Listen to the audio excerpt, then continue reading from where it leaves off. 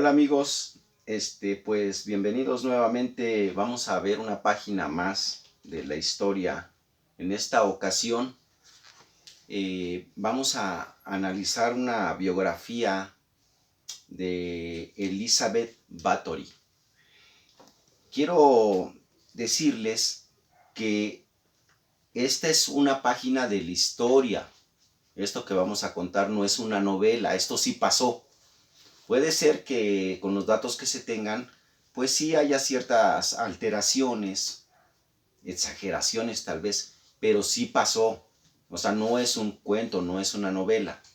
Eso es lo importante porque fíjense que este personaje que enseñamos al principio, ella es la condesa Isabel Bathory.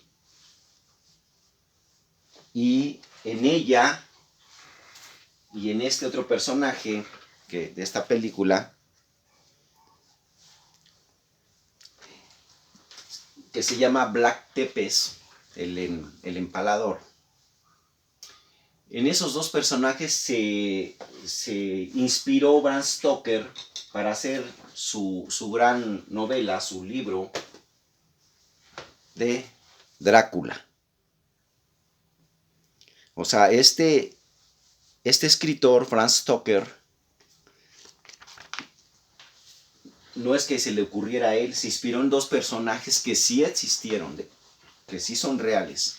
Uno es Black Tepes, un príncipe Dracul, y la otra es Isabel Bathory. Pues vamos a contar la historia y vamos a ir haciendo algunas puntualizaciones sobre la marcha, a ver qué les parece, aprovechando que estamos en el mes de terror, ¿verdad? En el mes de Halloween, en el mes de los muertos, en nuestra tradición, de las Catrinas y de todas esas historias. Pues vamos a aprovechar para contar este pasaje de la historia que fue real. A ver qué opinan. Empezamos. A finales del siglo XIV, una joven y poderosa condesa húngara se labró una reputación de crueldad, sadismo y violencia ilimitada.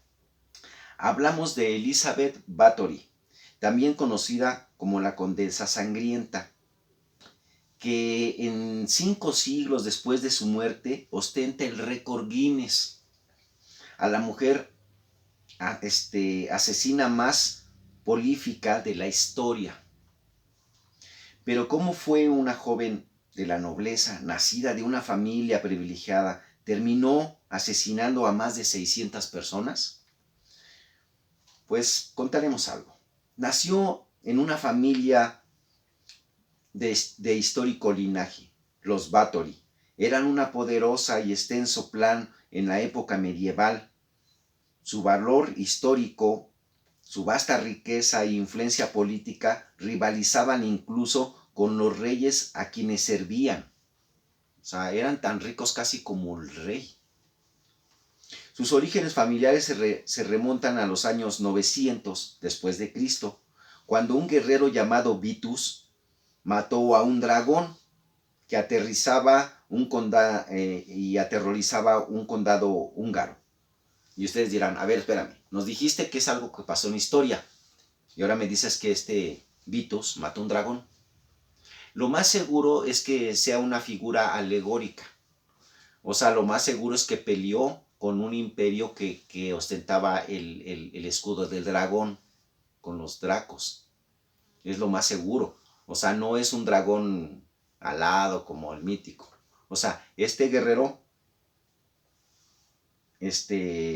Vitus, que es están contando el linaje de Bathory, pues mató un dragón.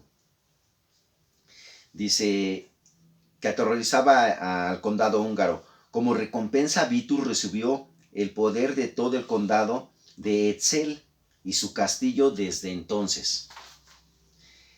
Él y sus descendientes dominaron parte del reino de Hungría y en 1325 la corona les otorgó su propio escudo familiar. Para la época del nacimiento de Elizabeth en 1560, los Bathory tenían poder para revocar a los primeros ministros y designar algunas posiciones de la nobleza. Sus padres eran el barón y la baronesa Jorge y Ana Báthory.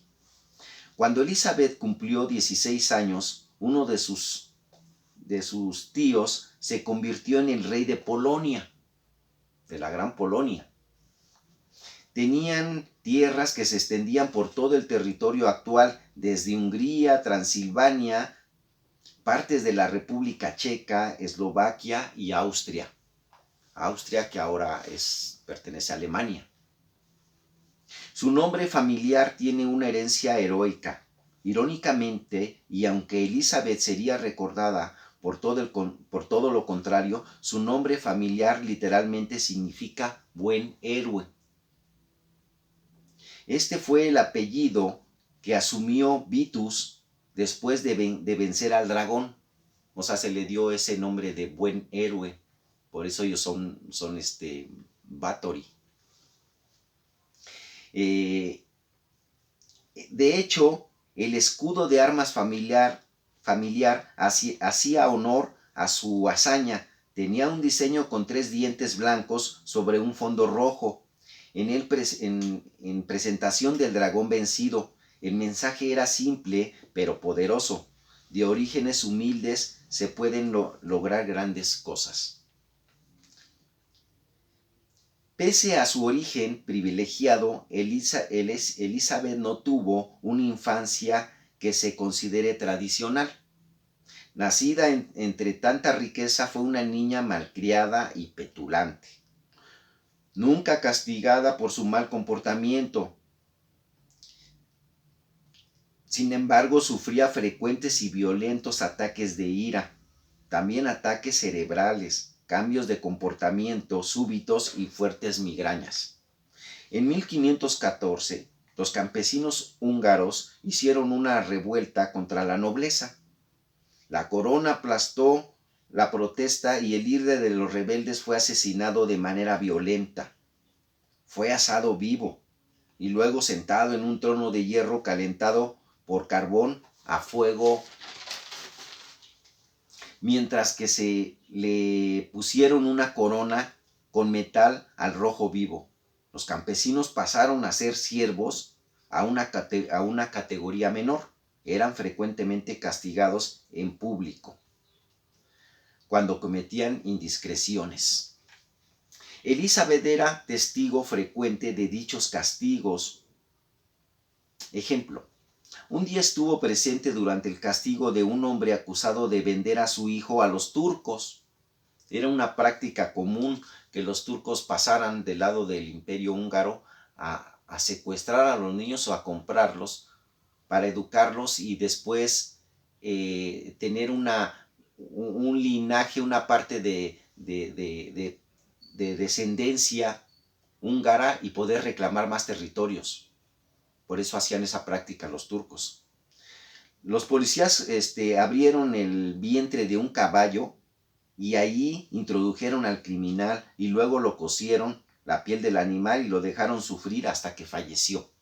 Todo eso lo presenciaba esta Isabel Báthory. Vivió Báthory parte de su adolescencia fuera de la casa. Cuando tenía 11 años, la familia de Elizabeth la comprometió con un príncipe de otro condado,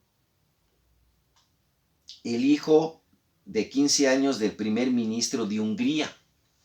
Estaba comprometida con el hijo del primer ministro. En esa época era costumbre que la futura novia se enviara a casa de la familia del prometido, donde se encargarían de su educación. Pero cuando ocurrió la mudanza hacia la casa de la familia Nadati, el padre de Efrén ya había muerto y apenas pocos días antes de la llegada de Elizabeth también murió la madre, que no estaba en la residencia familiar, pues había sido enviada a educarse a otra parte. Nadie de la familia la recibiría a Elizabeth. En su lugar lo hicieron los sirvientes. O sea, cuando ella la pidieron, pues la tradición era que se fuera a vivir a la casa del cónyuge, del futuro marido. Pero ella llegó y tanto el novio estaba estudiando el padre del novio había muerto y la mamá también. Entonces la recibieron los sirvientes, nadie la fue a recibir. Tuvo un hijo ilegítimo a los 13 años mientras vivía en la residencia Nadati. Se cree que el bebé, o la bebé porque fue mujer, fue producto de una relación con Ladislao Bendé, un noble inferior. Se dice que su pareja, cuando descubrió la aventura, ordenó castrar a Bendé y sus partes las arrojó a los perros salvajes. El fruto de la relación, una bebé llamada Anastasia, fue enviada a Transilvania, lejos de la familia Nadati. La forzaron a casarse cuando tenía 15 años. Pese al embarazo ilegítimo, su prometido tenía entonces 19 años. Si bien era un matrimonio conveniente para mantener la alianza entre ambas familias, algunos creen que Bendé puede haber violado a Elizabeth. Un documento firmado ante la iglesia y fechado en 1609, 37 años después del incidente, muestra una declaración de Elizabeth, en la cual afirmó que fue secuestrada, drogada y forzada por Bendé, su pareja. Mantuvo su propio apellido después de la boda. Elizabeth era muy orgullosa. Después del matrimonio, insistió en mantener su propio apellido y se hizo llamar siempre Lady Bathory. Si bien esto iba contra las costumbres sociales, Elizabeth argumentaba que su apellido era mucho más antiguo y poderoso que el de su propio esposo. Su insistencia demostraba una personalidad desafiante y firme. Sin embargo, muchos miembros de la nobleza insistían en llamarla por el nombre de su esposo, negados a violar la convención social. Su esposo era sádico. Los jóvenes recién casados descubrieron que compartían intereses en común, especialmente en su sadismo. Ferenc, el esposo de Bathory, el muchachito de 19 años, era tan dedicado a la violencia como la misma Elizabeth. Durante su tiempo en la guerra, torturaba cruelmente a los prisioneros otomanos. Entre otras cosas, disfrutaba poner trozos de papel entre los dedos de los pies y prenderles fuego. Debido a su ferocidad y violencia en batalla, a Ferenc le decían el Caballero Negro. Este personaje aparece mucho en la literatura de las monarquías. Unos confunden al Caballero Negro con Juana de Arco, pero no. O puede ser que sí también, pero inspirada en este personaje, en este violento guerrero. Elizabeth era una mujer educada y competente. Si bien es recordada por su crueldad y capacidad para la violencia, lo cierto es que era una gobernante bastante competente. A diferencia de otras personas de su clase social, Elizabeth sabía leer y escribir. Estaba educada en matemáticas y hablaba varios idiomas. Su nativo húngaro, pero también latín y alemán.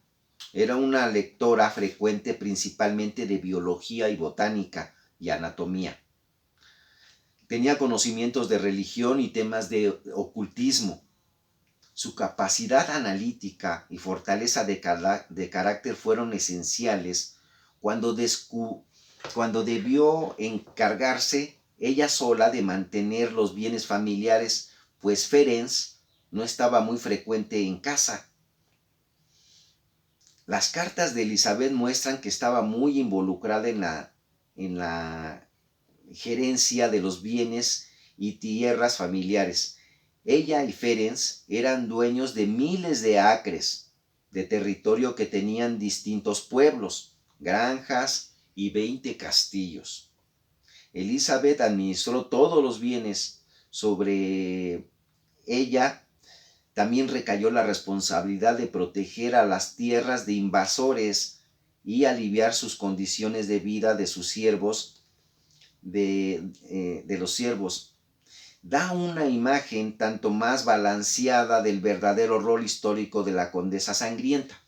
O sea, dice que da una... esto lo comentan porque no es que fuera toda mala, mala, mala, mala. Era mala, tenía algún problema de sadismo, dado su infancia y las condiciones en que se vio excluida de su familia muy pequeña, pero al mismo tiempo era una mujer muy culta y muy inteligente y sabía cómo administrar el reino cuando su esposo estaba en batalla. Y en esa época no era muy normal que una mujer asumiera el mando. Entonces, en cierta forma, sí había cierto recelo del rey de Hungría, porque dice, pues cómo una mujer va a destacar tanto, ¿no? Por ahí hay una versión que dicen que trataron de ensuciar su imagen. Continuamos. Ella pasaba mucho tiempo sin su esposo durante las vidas de Elizabeth y Ferenc. Hungría era prácticamente una zona de guerra. Algunas zonas del norte estaban dominadas por turcos otomanos, quienes atacaban frecuentemente el territorio colindante para expandir su poder. Ya habíamos contado lo del robo de los niños, llamados mamelucos, por cierto, para expandir ese poder. Por este motivo, los hombres húngaros pasaban buena parte de sus vidas en la fuerza militar. Ferenc se hizo un nombre por sus hazañas en batalla. En 1578 se convirtió en el comandante en jefe de las fuerzas húngaras. O sea, era el mero líder de todas las fuerzas, el que comandaba todos los ejércitos del rey de Hungría. Era conocido por su crueldad. Jugaba fútbol con las cabezas de los prisioneros ejecutados. Bailaba con sus cadáveres. Incluso mandaba correspondencia frecuente a su casa con ideas para disciplinar a sus sirvientes. O sea, cuando él no estaba, le mandaba ideas a su esposa y decía, mira, para que no se te vayan a querer levantar, tienes que ir haciendo esto y esto. Cosa que a su esposa le gustaba. Ella también era igual de sádica que Ferenc, Elizabeth Báthory. Pues bien, Elizabeth Báthory torturaba a sus sirvientes jóvenes. Sí, Elizabeth disfrutaba la violencia. Antes de su matrimonio, después de estar casada, expandió sus actividades crueles. La mayoría de sus víctimas eran los sirvientes, más bien las sirvientas. Jóvenes de su propiedad, les hacía daño de diferentes maneras. Las encerraba en jaulas con alambres de púas, les guindaba del techo, les lanzaba a la nieve y les rociaba agua para que se congelaran. También disfrutaba de quemarlas, las palmas de sus manos con monedas calientes o quemaba sus rostros con un atizador. Según ella iba viendo la falta que cometían, pues les imponía unos castigos bastante crueles. A veces morían, pero a veces se salvaban. Y las dejaba ahí como testimonio para seguir aterrorizando al reino. Usaba abejas en sus torturas, ideas de su esposo Ferenc. Decíamos que le mandaba ideas. Elizabeth embarró una ocasión a varias de sus sirvientas con miel y las mantuvo fuera de la casa durante todo el día. Las jóvenes fueron picadas por muchos insectos. De ese tipo de crueldades cometía con su servidumbre. Se dice que tomaba baños de sangre de las mujeres vírgenes, de sus doncellas. Se dice que Elizabeth fue una de las inspiraciones de Bram Stoker para escribir la historia del vampiro más famoso, el Conde Drácula. Es lo que dijimos en un principio. Esta práctica no hay un testimonio que lo comprueben, no hay una evidencia, pero sí hay muchos testimonios de su servidumbre, que acabó con todas las doncellas las colgaba y las ponía a desangrar y ella se bañaba porque ella tenía la creencia de que aparte de que sí iba a ser más bella, iba a ser como inmortal, iba a vivir.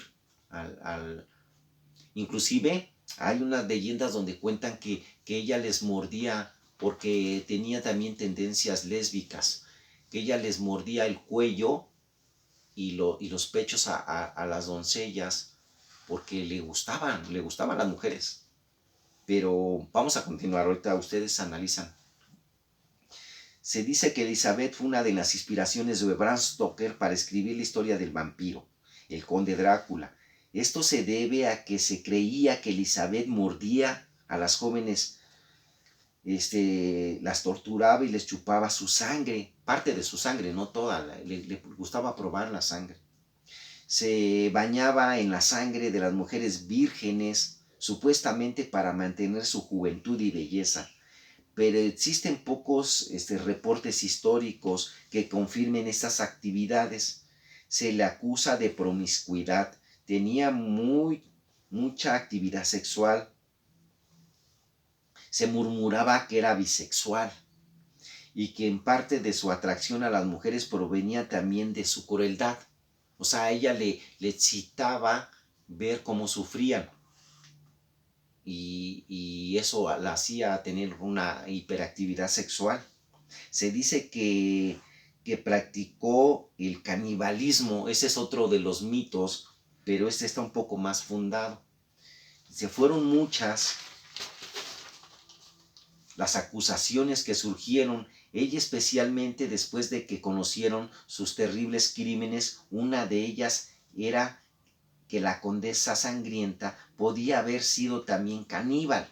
De acuerdo con algunos testigos, Elizabeth una ocasión obligó a una joven a cocinar y comer trozos de su propio cuerpo, y al parecer Elizabeth también comió de ellos. No fue la única mujer señalada en su familia. Ella tenía una tía que la frecuentaba mucho, su tía Clara Bathory. Fue acusada de tener un amante y pedirle que matara a su esposo. Clara era vista como una asesina y su bisexualidad era usada como acusación en su contra. Se le acusaba de practicar la magia negra. Se dice que era ella quien enseñó, o sea, su tía Clara fue la que enseñó a Elizabeth Bathory. Ella fue a prisión, su tía, por esas acusaciones. La muerte de su esposo de Elizabeth Bathory, Lawrence, la volvió más violenta. Perdón, Ferenc, no Lawrence, Ferenc, murió en el año 1604. Sus métodos y vivió y en la época que vivió pues eran bastante aterrorizantes. Era una violencia que se volvía extrema. Algunos registros de la muerte de Ferenc señalan que la condesa empezó a clavar agujas en las uñas de sus víctimas. O sea, cada vez iba siendo más sádica. Fue descubierta cuando se metió con la nobleza. Los crímenes de Elizabeth fueron ignorados durante décadas por la justicia. Entre la población parecía un poco más evidente una vez que desaparecieron suficientes jóvenes. O sea, lo que pasaba es que iba ella matando a las jóvenes y se iban acabando, y se iba haciendo evidente. Al grado que un día acabó con toda su corte de doncellas, y tuvo que traerlas de otros lugares. Los sirvientes dejaron de enviar a sus hijas al castillo, ya no querían, ya se había corrido el rumor de lo que pasaba de la condesa, y entonces cuando Elizabeth expandió su búsqueda de víctimas, abrió la puerta para las investigaciones en su contra. Sin mujeres disponibles en casa, decidió invitar a jóvenes de la nobleza de las familias con menor riqueza en Transilvania y Croacia. Les ofrecía enseñar una supuesta escuela para niñas. Por supuesto, cuando empezaron a desaparecer las hijas de la aristocracia, sus padres sí levantaron la queja. formal y pidieron investigación a las autoridades locales. El rey de Hungría ordenó investigarla. El rey húngaro Matías II ordenó al primer ministro György el curso de la investigación y las acusaciones en contra de Elizabeth. Irónicamente, Thurzo había sido designado en su cargo por Ferenc, el esposo de la condesa, poco antes de su muerte. Entre marzo y julio del año 1610, Thurzo y su equipo investigaron a 52 testigos, 34 de ellos eran sirvientes de los vecinos de Elizabeth. Sus testimonios repitieron rumores similares a las acusaciones. Algunos médicos dijeron que los habían llamado en ocasiones a atender jóvenes que estaban enfermas, pero que no habían visto marcas en sus cuerpos. Luego confesaron que solo se le habían dejado ver sus rostros. O sea, una práctica que hacía también Isabel Báthory es que las torturaba, sobre todo a las mujeres que desangraba, y cuando veía que ya estaban muy enfermas, le mandaba a hablar al médico para que no las dejara morir. Se volvían a reponer y les volvía a sacar sangre. Así como los vampiros que no matan a sus presas y que las convierten también en vampiras. Más o menos algo así. Varios sirvientes ayudaron a sus torturas provocadas por Thurzo en interrogatorios. Este Thurzo mandaba hablarle a los que querían pues decir algo, una acusación en contra, pero también él agarraba a algunos vecinos y los torturaba para que dijeran la verdad, porque estaban renuentes a denunciarla, ya sea por miedo o ya sea porque los habían comprado.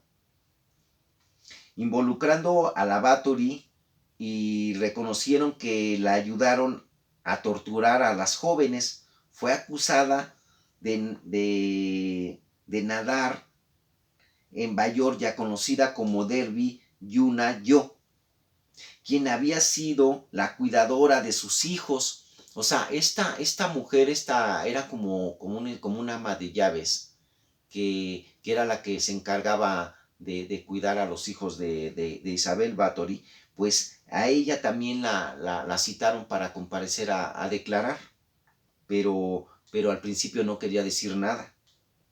El rol de las mujeres era vigilar y aterrorizar a las jóvenes víctimas. Elizabeth dijo que los dejó actuar porque les tenía miedo. O sea, ella cuando ya la citaron a la corte, haciéndose la ingenua, dijo, ¿y por qué hiciste eso? Dijo, no era yo, eran los sirvientes, pero yo tenía miedo. Pues era una explicación que no se la creyeron, por supuesto. Varios nobles también participaron en las torturas. De hecho, de la corte ayudaba a encontrar a esos jóvenes para llevarle a la condesa y a la hija menor. La condesa llamada Katalin, o sea, una de las hijas de Isabel Báthory, participó al menos en una sesión de tortura en Eslovaquia. Todos los sirvientes cómplices fueron arrestados, enjuiciados y ejecutados. Los nobles y la hija de la condesa nunca fueron presentados. O sea, como siempre, los que no tenían poder, a esos sí los ejecutaron, los sentenciaron. A los nobles, a la condesa y a su hija jamás se presentaron ante la justicia. El 30 de diciembre de 1610, Thurzo arrestó personalmente a la condesa, pero no la llevó a prisión, sino que la encerró en uno de los calabozos de su propio castillo. Aunque se afirmó que fue detenida en pleno acto, o sea, la cacharon haciendo una de esas prácticas, en realidad no hay reporte que confirme la acusación, pero un sobreviviente hallada con vida, llamada Ana, una muchacha sobreviviente, declaró en contra de la condesa. 300 testigos declararon contra Elizabeth. Testigos, ayudantes, sirvientes y víctimas sobrevivientes contaron los actos crueles que presenciaron. Tanto el rey Matías como Elizabeth querían que se hiciera un juicio. El monarca quería asegurarse de que la ejecutaran, mientras que la condesa se creía capaz de convencer a la justicia de absolverla, pero Turgot no estaba seguro de enjuiciarla. O sea, el rey la quería ejecutar. Ella quería hacer un juicio para que la ejecutaran. También Isabel quería que se hiciera un juicio para demostrar su inocencia. Y Turgot, él era el más interesado en persuadir al rey para que no se juzgara. ¿Por qué? Ahorita lo veremos.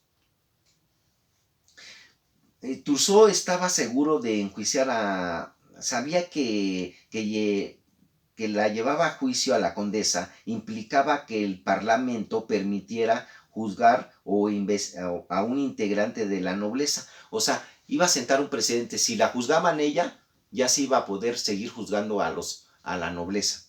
Y eso como que no le convenía. Entonces, esto sentaría un precedente peligroso para todos los nobles, incluyéndose a sí mismo. Así Turgot convenció al rey de suspender el juicio. Le dijo que era mejor evitar el escándalo público. Se podría manchar la corona de Hungría, desacreditarla, la estructura monárquica. El rey accedió. Elizabeth evitó la ejecución y fue encerrada en su castillo. Báthory intentó limpiar su nombre, pero fracasó porque todas las autoridades estaban convencidas de su culpabilidad.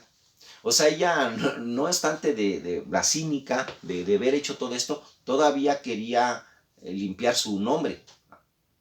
Decir que eran calumnias, que en realidad ella era la víctima, que le querían robar sus joyas, que sus sirvientes la tenían sometida, cosas así. Pero pues nadie le creía. Elizabeth se preparó para su fracaso, o sea, con antelación ella cuando se dio cuenta que ya estaba siendo perseguida, pues ella empezó a hacer una serie de borrar evidencias. Desde que supo que había acusaciones en su contra, tomó varias medidas para asegurar su herencia y su futura fortuna, pasársela a sus hijos. En septiembre de 1610 escribió su testamento. En el documento transfirió todas sus propiedades a sus hijos, Ferenc, Katalin y Pal. Solo mantuvo la posición de su vestido de novia, afirmando que la usaría hasta la muerte. Esta movida permitía evadir la confiscación de sus bienes si era condenada. Al rey húngaro le convenía su caída. La Báthory tenía motivos para proteger su patrimonio. El rey Matías II afirmaba estar horrorizado por los crímenes de la condesa, pero en realidad tenía sus propias motivaciones para perseguirla. Antes de su muerte, Ferenc, el esposo